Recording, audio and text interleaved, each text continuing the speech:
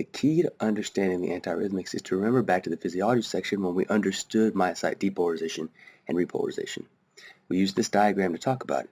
Now, all of the class 1 antiarrhythmics block the voltage-gated fast sodium channels that are responsible for the upstroke of phase 0 of cardiomyocytes.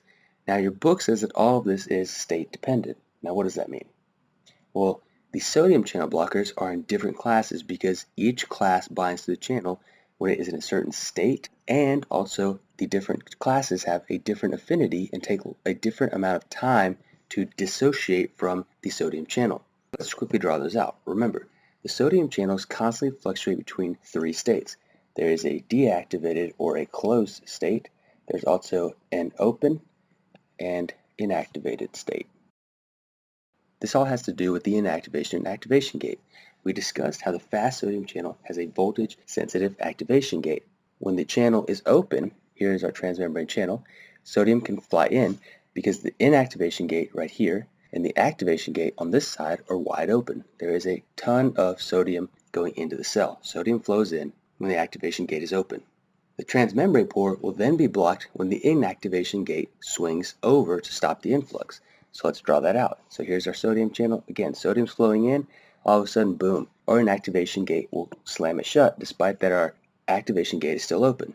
And the last state is deactivated when the inactivation gate is going to return to its original position, but the activation gate on the outside is now closed, blocking any sodium influx.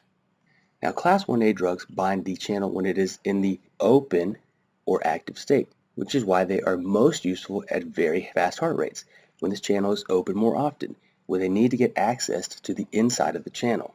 When is the channel going to be open more? It's going to be open more often when there are very frequent depolarization.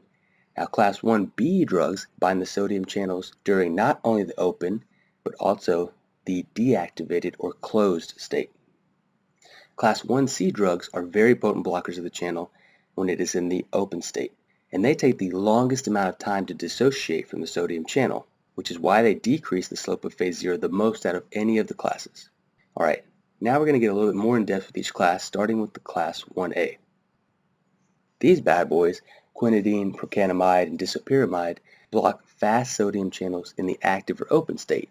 This means that they directly compete with sodium at the transmembrane pore when the cells are depolarizing at very fast heart rates. Here's a diagram that's going to help us understand.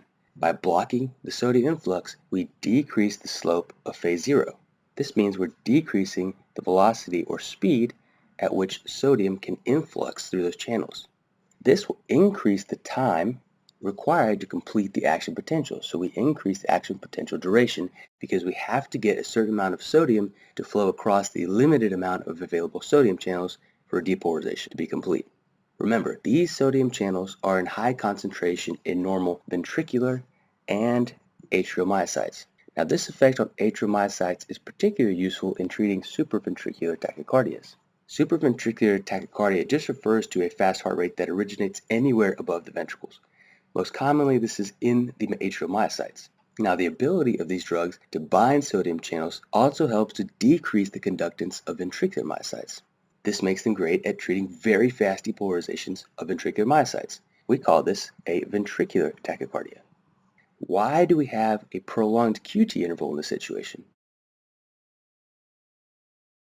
Well, you have to remember that these drugs also block the potassium channels that are responsible for phase 3, which is this repolarization phase here.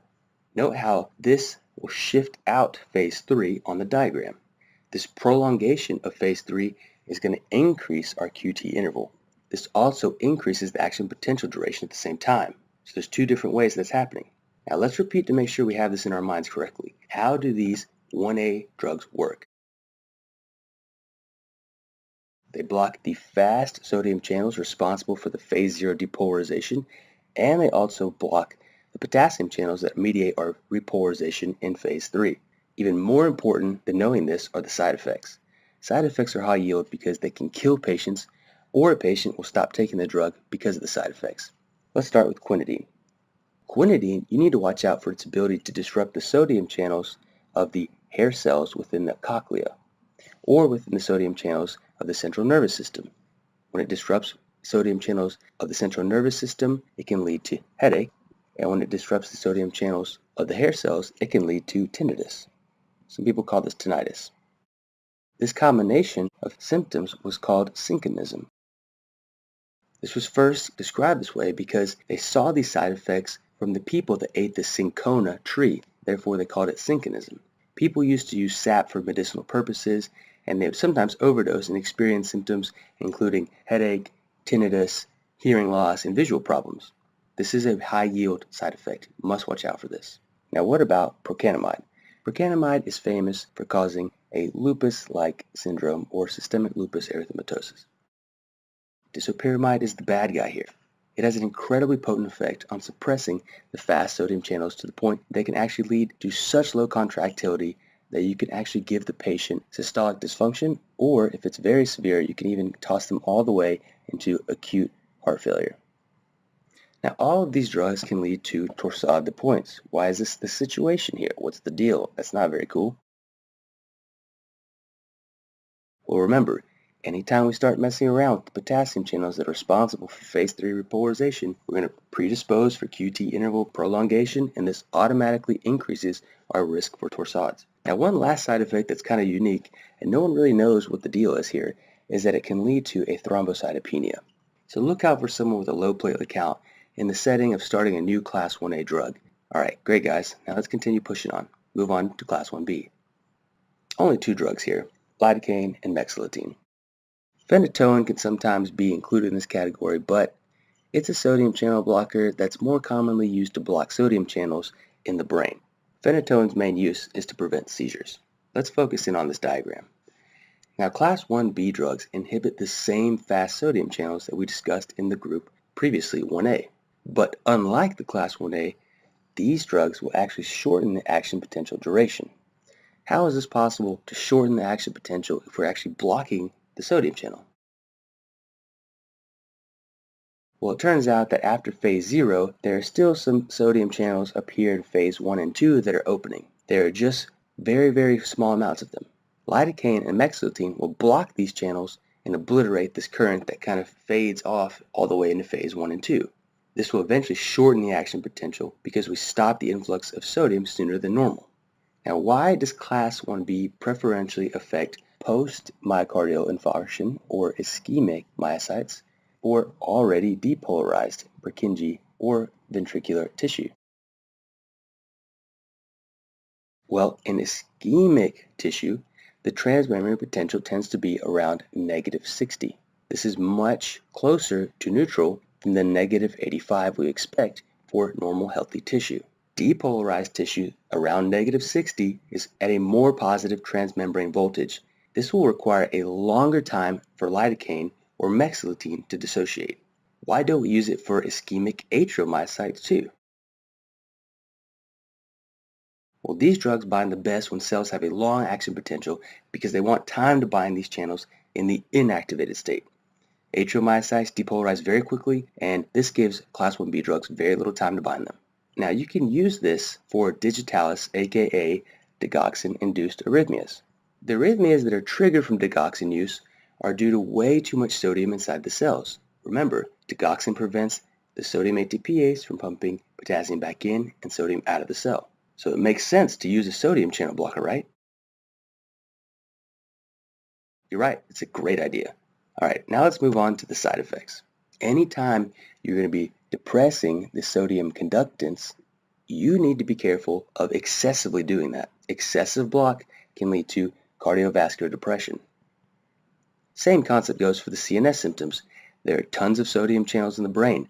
Lidocaine and mexiletine are very lipophilic. They can easily cross that blood-brain barrier and enter the CNS to cause problems. Lidocaine is the classic culprit for triggering seizures. Alright guys, we're now done with B. Let's push on to C. The Class C antiarrhythmics, flecainide and propafenone, are rarely seen clinically because of the high risk profile. This makes them high yield for a written exam though. Dangerous side effects are always high yield. Now check out this slope. It looks like something you could even walk up compared to the slopes that we saw for the 1A and the 1B drugs.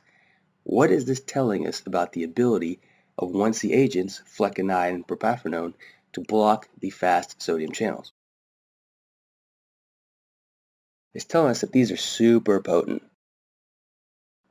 They take forever to dissociate from the sodium channels. These drugs are also capable of prolonging the effective refractory period of the AV node or potentially also an accessory bypass tract. Unlike Class 1B drugs, you never give Class 1Cs to a patient who just had an MI. This is a very bad idea. The cells in their ventricles just suffered severe membrane alterations and ions that leak across the membranes that were just changed. They're just waiting for an opportunity to start beating on their own if you block the override signal from the AV node. This is the main toxicity of the drug. In the setting of ischemic or structural heart disease, you can give these people new arrhythmias. Alright, now let's move on to the Class 2 beta blockers that you'll see every day of your life.